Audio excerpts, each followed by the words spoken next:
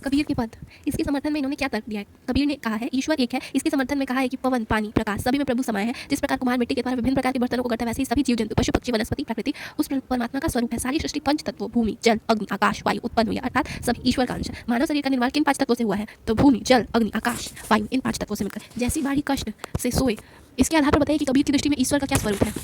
प्रस्तुत दोहे के आधार पर ईश्वर समस्त सृष्टि में निवास करता है, जिससे बताते हुए कबीरदास जी कहते हैं जैसे बढ़ई लकड़ी को काट सकता है, जैसे बढ़ई लकड़ी को काट सकता है, किंतु आत्मा अमर है। आत्मा ही परमात्मा का स्वरूप है, सभी की आत्मा में परमात्मा निवास करता है। कबीर ने अपने को दीवाना क्यों कहा है? कबीर ने संसार को परमात्मा रूप मानता है और स्वयं को दीवाना, पागल इसलिए कहा है क्योंकि पागल की बात का सही अर्थ नहीं लेते। उसी प्रकार कवि द्वारा बताए गए रास्तों का अनुकरण न करके संसार के लोग अपनी मनमानी करते हैं, धार्मिक आडंबर से प्रभु की प्राप्ति करना चाहते हैं, जबकि यह रास्ता व्यर्थ है। ब्राह्मणों की अपेक्षा स्वयं को पाने की बात किन पंक्तियों में की गई? उन्हें शब्द में लिखिए। ब्राह्मणों की अपेक्षा स्वयं को पहचानने की अपनी पंक्ति में की आत्म नारी पखानी पूजे, उनमें कुछ नहीं ज्ञान, कीर्तिक कहो कहा नहीं माने, सहजे सहज समान। अज्ञानी गुरुओं की शरण में जाने से शिष्यों का जीवन व्यर्थ हो जाता है। Thank you.